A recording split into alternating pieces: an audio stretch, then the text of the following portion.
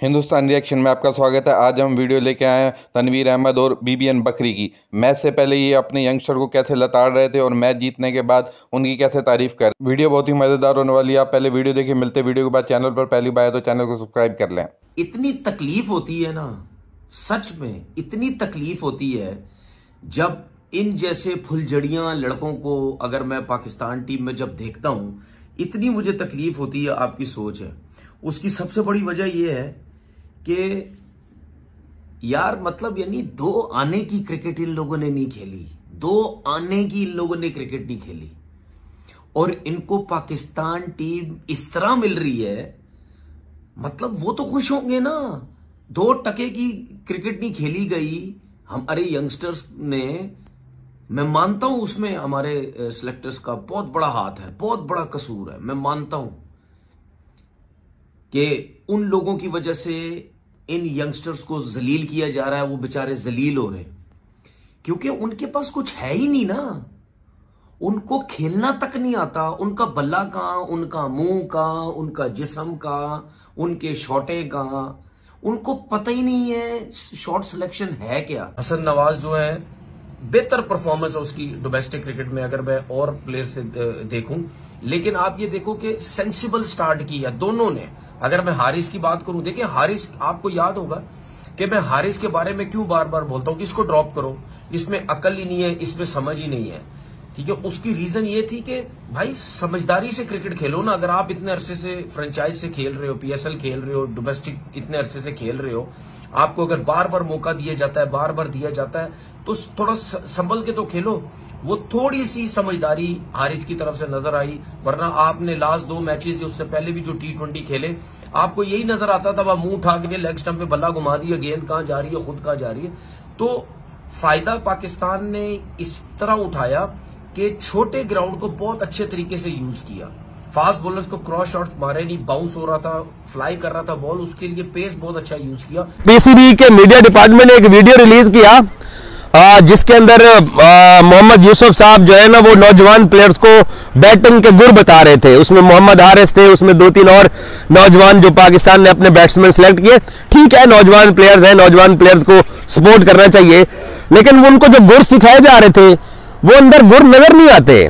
मैं इस बात के ऊपर हैरान हूं कि मतलब मैं स्पोर्ट्स रिपोर्टर हूं, मेरे एडिटर्स रहे हैं अब तक, मेरे ब्यूरो चीफ रहे हैं, या मेरे हेड होते थे, मेरे सुपरवाइजर होते थे, हमें बताते थे कि यार आपने ये स्टोरी ऐसे लिखनी है या आपने ये लाइव भी पर ऐसे करना है, तो हम उसके ऊपर अमल करते थे। हम मतलब एक बार गलत करते थे, दूसरी दफा हमें ठीक करते थे। यार पता था कि हमारे ऊपर जो हमारा सीनियर बैठा हुआ है, इसका 10-15 साल का एक्सपीरियंस है, हम लोग यंग जर्नलिस्ट हैं, तो हमें स्टोरी को ठीक से प्रेजेंट करना है। तो मैं हैरान हूं कि यार ये जो हमारे जो बैट्समैन है, इनको अगर मोहम्मद यूसुफ जैसा दुनिया का एक ऐसा बैट्समैन जिसके बारे में कहा जाता है कि ब्रायन लारा लेफ्ट हैंडर बल्लेबाजों के अंदर सबसे स्टाइलिश थे, और मॉडर्न ईरा के अंदर सहवाग और मोहम्मद यूसुफ जो थे वो राइट हैंड बैटिंग के अंदर 2 स्टाइलिश बल्लेबाज थे। पॉन्टिंग की चले एक और क्लास थी, राइट हैंड बैट्समैनों की बात कर रहा हूं। पॉन्टिंग को ऊपर छोड़ दे, पॉन्टिंग और तेंदुलकर को। मैं इस एक विक्ट्री को, आज की विक्ट्री को मैं ये नहीं कहूंगा कि ये कोई बहुत बड़ी विक्ट्री हमने हासिल कर ली है, बट हम जो डायरेक्शन लेना चाह रहे हैं, जो हम अपनी क्रिकेट को एक कदम आगे लेके जाना चाह रहे हैं, उसका आपको अक्स जरूर दिखाई दिया है। मैंने देखा कुछ लोग जो है वो हसन नवाज की बैटिंग के ऊपर कह रहे थे कि यार वो स्कोर तो कर रहा है बट ही लुक्स अगली समथिंग, इस तरह की ट्वीट्स हो रही थी। हमारे यहाँ बड़े साइंसदान बैठे हुए हैं जो किसी हाल में भी खुश नहीं है। भाईजान आपको वो अगली लगे हमारे लिए वो हीरो है, और मेरे तो वैसे भी वो साउथ पंजाब से है, मेरे से 30 किलोमीटर दूर वो लिया से है, मैं कोटद्दू से हूँ।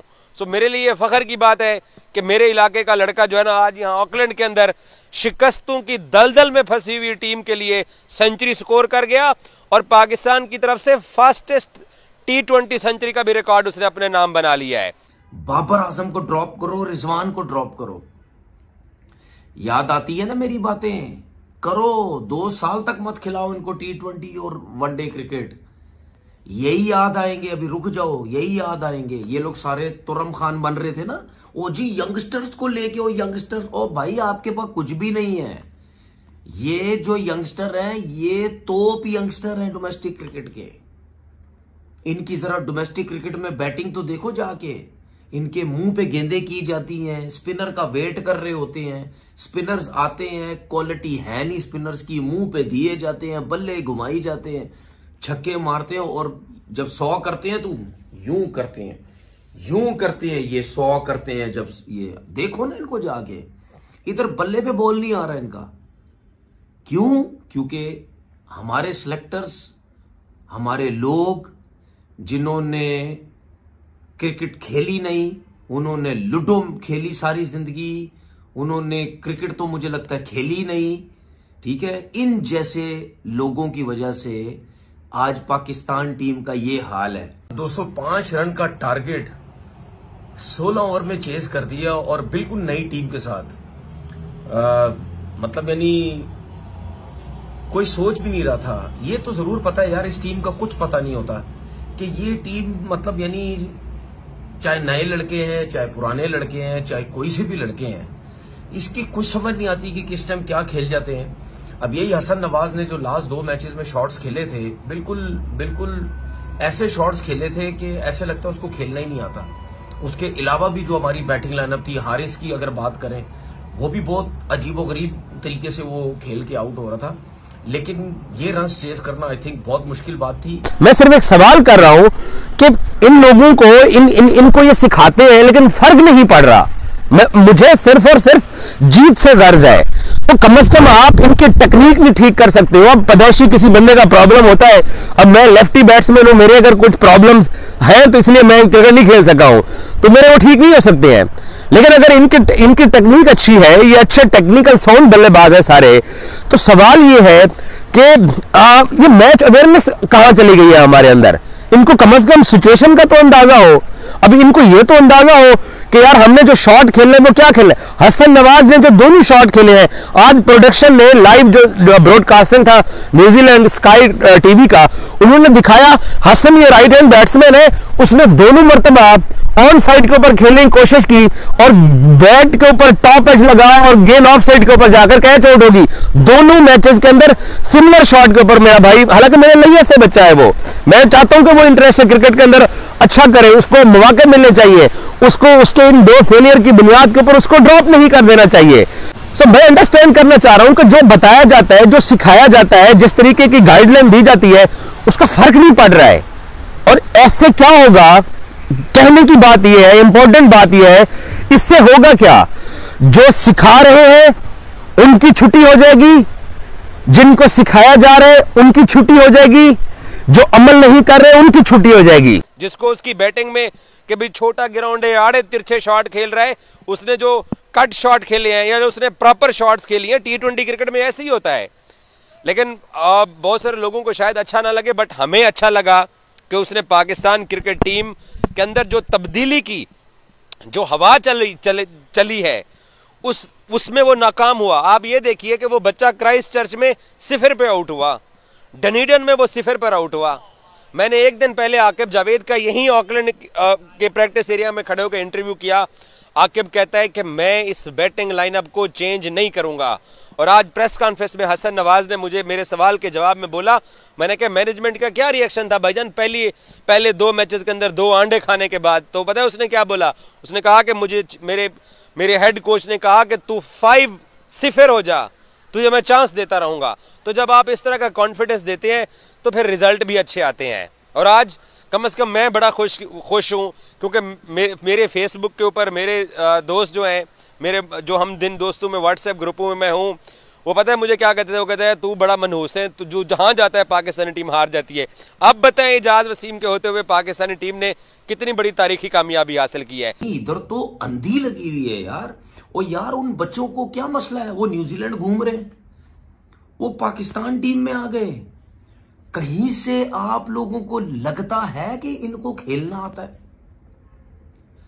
बाबर आजम जिसने 4,500 रन किए हुए, 36-50, 300 T20 में, इतने 300 तो विराट कोहली के भी नहीं है। उसके बाद रिजवान 3,500 रन उसकी T20 में, 30-50-100।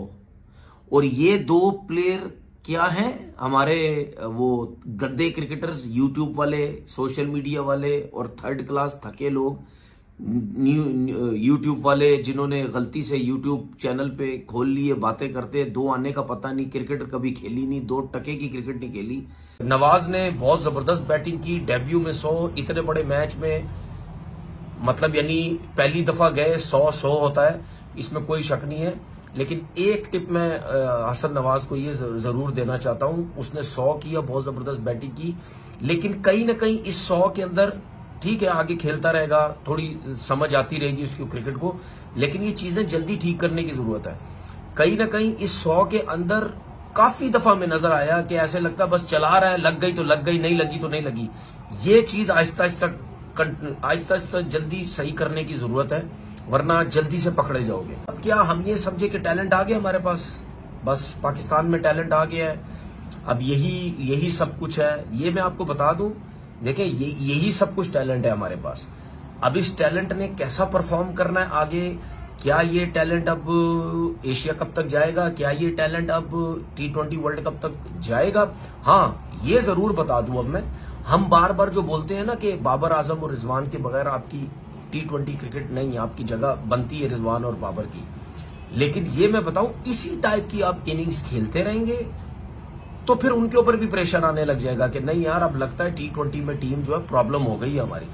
वेलकम बैक दोस्तों, आपने वीडियो देखी, उम्मीद करते हैं वीडियो आपको पसंद आई होगी। चैनल पर पहली बार आए तो चैनल को सब्सक्राइब कर लें, वीडियो को लाइक करें और बेल आइकन बटन दबाएं ताकि आपको हमारी वीडियो लगातार मिलती रहे।